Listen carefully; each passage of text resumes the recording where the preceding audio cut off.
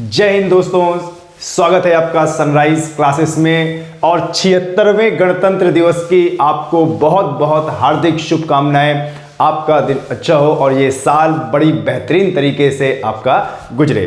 तो बच्चों, आज के दिन 26 जनवरी गणतंत्र दिवस संपूर्ण भारत में मनाया जाता है और इस साल 2025 में हमारा 76वां गणतंत्र दिवस मनाया जा रहा है। लेकिन आज से जब पहली बार गणतंत्र दिवस मनाया गया था तो आखिरकार इसका कारण क्या है और क्यों गणतंत्र दिवस मनाया जाता है, आज इस पर चर्चा करेंगे और यह भी जानेंगे कि कब से गणतंत्र दिवस मनाया जा रहा है और पहली बार कैसे मनाया गया था और इसके बाद पहली बार से लेके आज में क्या डिफरेंसेस है। ठीक है, तो चलो शुरुआत करते हैं दोस्तों। 76वें गणतंत्र दिवस 26 जनवरी 2025 और इस बार के जो हमारे अतिथि हैं वो है इंडोनेशिया के प्राइम मिनिस्टर। तो आपके एग्जाम में आ सकता है कि भैया 76वें गणतंत्र दिवस में मुख्य अतिथि के रूप में कौन आए थे, तो इंडोनेशिया के प्राइम मिनिस्टर इस बार आए थे। और सबसे अच्छी बात यह है बच्चों कि जब 1950 में पहली बार गणतंत्र दिवस मनाया गया था हमारे भारतवासियों द्वारा, तो उस समय भी हमारे पहले मुख्य अतिथि इंडोनेशिया के प्रधानमंत्री ही थे।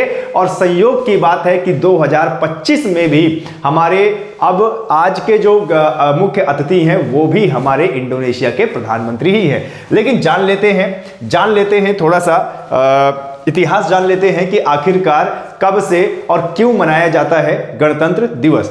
तो साथियों, आपको यह तो पता होगा कि हमारा भारत 1947 में आजाद हुआ है और 1947 में आजाद होने के बाद हमारा संविधान बना और संविधान बनकर तैयार हुआ 26 नवंबर 1949 को। यह बात है 1946 की, जब अंग्रेजी हुकूमत ने यानी ब्रिटेन के प्रधानमंत्री क्लीमेंट एटली ने उस समय जब यह कह दिया कि भारत पे अब हम राज नहीं कर पाएंगे और आने वाले समय में भारत को आजाद कर दिया जाएगा, तब हमारी संविधान सभा का निर्माण हुआ।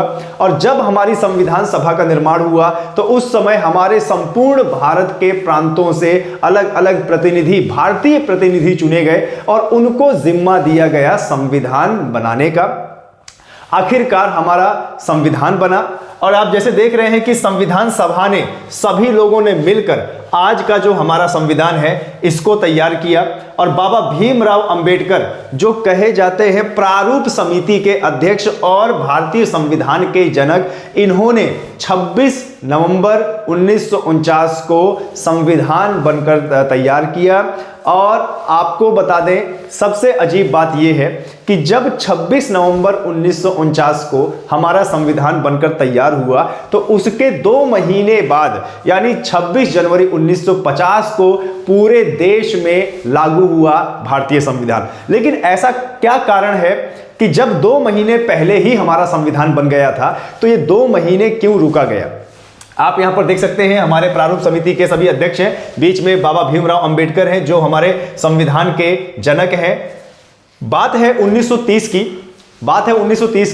1930 में जब लाहौर अधिवेशन, इंडियन नेशनल कांग्रेस का लाहौर अधिवेशन हो रहा था, तो जवाहरलाल नेहरू और उनके पिताजी मोतीलाल नेहरू ने एक संकल्प लिया था कि इस तरीके से आजादी हमें नहीं मिल सकती, हमें खुद ही अपने आप को स्वतंत्र करना पड़ेगा। तो 1930 के लाहौर अधिवेशन में यह संकल्प लिया गया कि हम पूरे भारत को स्वतंत्र घोषित कर देते हैं और सभी लोग आजाद हो जाते हैं। तो वो जो डेट तय की गई थी वो थी 26 जनवरी 1930। ध्यान देना सभी लोग, वो डेट जो तय की गई थी पूर्ण स्वराज की 26 जनवरी 1930। और कई बार एग्जाम में, सरकारी नौकरी के एग्जाम में आता भी है कि भारत में पूर्ण स्वराज कब मनाया गया था, तो भारत में पूर्ण स्वराज मनाया गया था 26 जनवरी 1930 को। आगे बढ़ते हैं। जब हमारा पहली बार यह चीज आपको जाननी बहुत जरूरी है, जब पहली बार गणतंत्र दिवस मनाया गया उससे 2 महीने पहले हमारा संविधान बनकर पूरी तरह तैयार हो गया। लेकिन वो पूर्ण स्वराज की जो डेट थी 26 जनवरी 1930, उसको याद किया गया कि हमारे पूर्वजों ने और जवाहरलाल नेहरू और मोतीलाल नेहरू ने एक संकल्प लिया था कि 26 जनवरी 1930 को गणतंत्र दिवस हम मनाएंगे, हम अपने आप को स्वतंत्र घोषित करेंगे, तो उसी डेट को याद करते हुए आखिरकार यह तय किया गया कि अगले साल यानी 1950 में 26 जनवरी के दिन हम अपना संविधान लागू करेंगे और अपने पूरे भारत को गणतंत्र घोषित करेंगे। अब पूरे भारत को गणतंत्र घोषित करने का मकसद यह था कि देखिए, इससे पहले हमारा भारत गुलाम था और हमारे भारत में कोई लोकतंत्र नहीं था। सदियों से हमारा जो देश है वो गुलाम बनते आ रहा था। सबसे पहले राजाओं का गुलाम बना, उसके बाद इस्लाम धर्म के लोगों ने, या फिर आप बोल सकते हो कि मुसलमान शासकों के कब्जे में रहा। और जैसे ही मुसलमान शासक का पतन धीरे धीरे होने लगा, अंग्रेजों के गुलाम में हमारा भारत आया और लगभग 450 साल भारत अंग्रेजों के अंडर में गुलाम रहा। और आखिरकार बहुत सारे बुद्धिजीवी पैदा हुए जिन्होंने भारत को आज़ादी दिलाने के लिए एक से एक ऐसे कार्य किए कि इस आज़ादी के लिए उनकी जान भी चली गई। और जब ब्रिटिश हुकूमत को यह लग गया कि भैया अब हम भारत पर अब ज़्यादा राजशाही नहीं कर पाएंगे, गुलाम नहीं बना पाएंगे, तब उन्होंने आखिरकार यह फैसला लिया कि अब भारत को आजाद करना ठीक है। और यही वो समय था जब हमारे भारत के संविधान की चर्चा चल रही थी कि भारत का एक नियम कानून होना चाहिए, भारत का संविधान होना चाहिए। तो ये जिम्मेदारी दी गई भारत के बुद्धिजीवी लोगों को। हमारा भारत का संविधान आखिरकार बनकर तैयार हुआ 2 वर्ष 11 महीने और 18 दिन के बाद, और वो डेट थी बच्चों 26 नवंबर 1949। लेकिन उससे पहले 1930 में पूर्ण स्वराज की अवधारणा बना ली गई थी, संकल्प ले लिया गया था।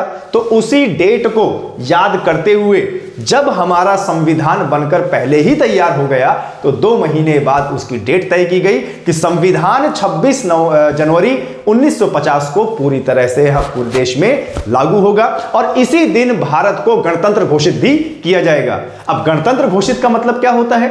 गणतंत्र मतलब जहां पर जनता का शासन हो, यानी वो देश, ऐसा देश जो अपना शासक खुद चुन सके, अपना मनपसंद शासक। और इससे पहले क्या होता था? हुकूमत थी, राजा थे, रानियां थे, ठीक है, अलग अलग रजवाड़े थे, और वो राजा अपने रजवाड़े को अपने हिसाब से कंट्रोल करते थे। 450 साल तक अंग्रेजों ने राज किया, एक से एक गवर्नर जनरल, वायसराय आए और हमारे भारत को अपने हिसाब से चलाते गए। ये बहुत बड़ी बात है दोस्तों कि किसी देश का हजारों साल तक गुलाम रहना और हजारों साल बाद आखिरकार 1947 में हमारा देश आजाद हुआ। सोचिए, उस समय के हमारे बुद्धिजीवी लोगों ने और हमारे फ्रीडम फाइटर्स ने कितना न कुछ किया होगा हमारे देश को आजादी दिलाने के लिए।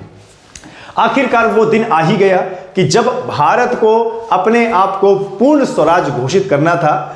तो वो डेट थी बच्चों 26 जनवरी 1950। और 26 जनवरी 1950 के दिन में दोस्तों आपको बता दें, सबसे पहले हमारे भारत के पहले भारतीय गवर्नर जनरल, जिनका नाम था सी राजगोपालाचारी, उन्होंने इस देश को अपने भाषण के माध्यम से गणतंत्र घोषित किया। और जब उन्होंने गणतंत्र घोषित कर दिया कि भैया भारत आज से गणतंत्र है, तो उसके बाद हमारे भारत के पहले राष्ट्रपति 26 जनवरी 1950 हमारे भारत के पहले राष्ट्रपति डॉक्टर राजेंद्र प्रसाद ने राष्ट्रपति की शपथ ली और हमारे भारत के पहले राष्ट्रपति बने, आजाद भारत के पहले राष्ट्रपति बने। उन्होंने शपथ ली और उसी दिन शपथ के दौरान 31 तोपों की सलामी दी गई राष्ट्रपति को। जी बिल्कुल, मैं सही कह रहा हूं। आप सोच रहे होंगे कि सर 21 तोपों की सलामी दी जाती है। पहले 26 जनवरी जो मनाया गया था, पहला जो गणतंत्र दिवस मनाया गया था, उसमें 31 तोपों की सलामी दी गई थी और उसी दिन हस्ताक्षर किया राष्ट्रपति, पहला राष्ट्रपति बनने का डॉक्टर राजेंद्र प्रसाद ने। 21 तोपों की सलामी दी गई, शपथ लिया और इस प्रकार से हमारा देश 26 जनवरी 1950 को गणतंत्र घोषित हुआ।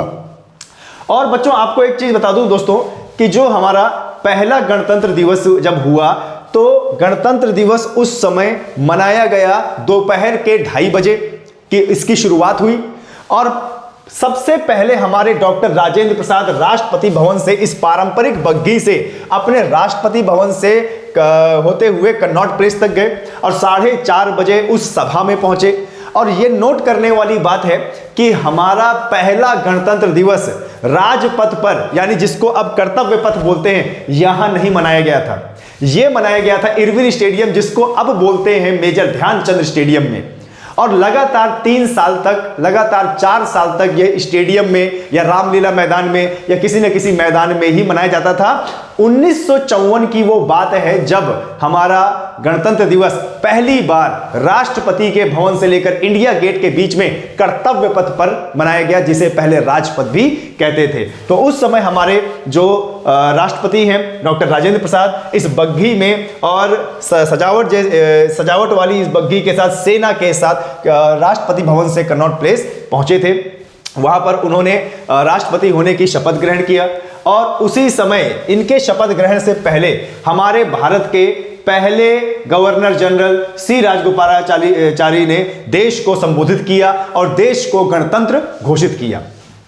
इसके बाद राष्ट्रपति की स्पीच हुई और जब राष्ट्रपति की स्पीच हुई, वो हमारे भारत के पहले राष्ट्रपति बने, तब उस मैदान में हमारे सेना की टुकड़ी दिखाई गई और सेना की झांकियां निकाली गई और पूरे देश को यह बताया गया, पूरे विश्व को यह बताया गया कि भारत अब वो भारत नहीं है जो पहले गुलाम हुआ करता था, और भारत अब वो भारत है जिसके अंदर गणतंत्र है और जो अपनी सरकार खुद चुन सकता है और अपने आप को चला सकता है और अपने आप का विकास कर सकता है।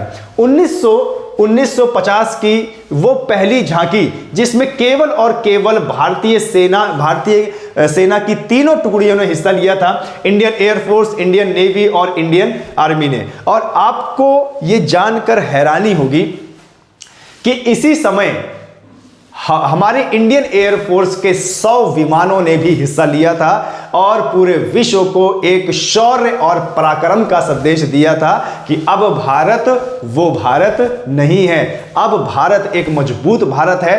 1950 से लेकर आज तक हम लगातार 26 जनवरी के दिन अपना गणतंत्र दिवस मनाते आ रहे हैं। इसके बाद से जब परंपरा लगातार लागू हुई तो इंडियन आर्मी की जो हर एक टुकड़ियां हैं, पैरामिलिट्री फोर्सेस और भी जो हमारी सेनाएं हैं, उनकी टुकड़ियां, उनकी झांकी, उनकी परेड हर साल दिखाई जाती थी। पहले यह समय हुआ करता था बच्चों कि कनॉट प्लेस से हमारी जो झांकियां हैं वो निकलती थी और बाकायदा ट्रैक्टर में हमारी जो झांकियां हैं वो निकला करती थी। आप देख सकते हैं कि किस तरीके से कनॉट प्लेस आज भी ऐसा ही बना हुआ है और वहां पर लोग इन झांकियों को देखा करते थे। और जब सर्वप्रथम, आप देख रहे हैं इसमें, जब सर्वप्रथम हमारा 1950 के समय में गणतंत्र दिवस मनाया गया था तो उस समय 15,000 लोग उपस्थित थे उस मेजर ध्यानचंद स्टेडियम में और वहां पर राष्ट्रपति जी ने संबोधित किया था पूरे देश में। इसके बाद लगातार यह परंपरा आती रही कि इंडियन आर्मी या इंडियन एयरफोर्स या इंडियन नेवी या जितनी भी पैरामिलिट्री फोर्सेस है उनकी भी झांकियां लगातार दिखाते रहे। हमारा जो डीआरडीओ है, डीआरडीओ की झांकी दिखाते रहे और हर राज्यों की अलग अलग झांकी का भी दिखाना यानी प्रदर्शन करना बीच में आने लगा। और हमारे देश की सरकार ने सोचा कि हर राज्य की झांकी भी 26 जनवरी के दिन दिखना चाहिए। ऐसा क्यों भाई? ऐसा इसलिए कि राज्यों का आपस में तालमेल बैठ सके और हर राज्य की एक पहचान पूरे वैश्विक लेवल में बन सके।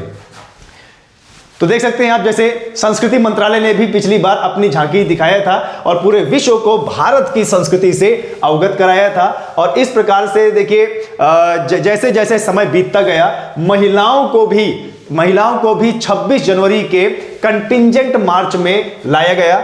और आपको यह जानकर हैरानी होगी कि 1975-76 के समय में पहला महिला कंटिंजेंट संभालने वाली थी भारत की पहली महिला आईपीएस अधिकारी किरण बेदी। और उस समय उन्होंने दिल्ली पुलिस का जो कंटिंजेंट है, दिल्ली पुलिस का जो मार्च है वो अपने नेतृत्व में किया था। और इस प्रकार से तब से परंपरा आने लगी और इंडियन एयरफोर्स, इंडियन नेवी और इंडियन आर्मी की भी महिलाओं ने कंटिंजेंट संभाला। आगे चल के एनसीसी कैडेट्स को भी इसका कंटिजेंट संभालने के लिए रिपब्लिक डे परेड में बुलाने लगे। और आपको बता दें बच्चों, समय के साथ साथ परिवर्तन किया गया और अलग अलग देशों के राष्ट्रपति प्रधानमंत्री को बुलाया गया और इसमें देश की वीरता, शौर्य, देश की तकनीकी व्यवस्था, देश की कृषि व्यवस्था, देश की अर्थव्यवस्था, सभी की झांकियां दिखाकर 26 जनवरी की परेड में पूरे विश्व में एक संदेश दिया गया कि भारत अब पहले जैसा भारत नहीं है। भारत अब वो भारत है जहां पर गणतंत्र है, जहां पर लोकतंत्र है, जहां पर महिला और पुरुष एक समान है और यह बढ़ता भारत है और यह विकसित भारत है।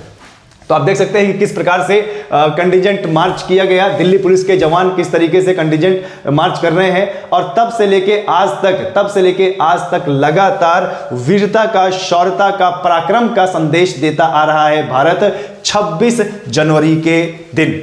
और इस प्रकार से बच्चों सन 1950 से लेकर आज तक हर साल हम अपना 26 जनवरी की परेड और गणतंत्र दिवस मनाते आ रहे हैं और पूरे विश्व को हमारे देश में लोकतंत्र होने का सबूत देते आ रहे हैं और पूरे विश्व को मजबूत भारत बताने का एक सबूत पेश करते आ रहे हैं। तो ये था आज का हमारा इतिहास 26 जनवरी का। इसके बाद फिर कोई ना कोई लेक्चर और कोई ना कोई इसी तरह की जानकारी आपको लेके आते रहेंगे। तब तक के लिए जय हिंद, जय भारत।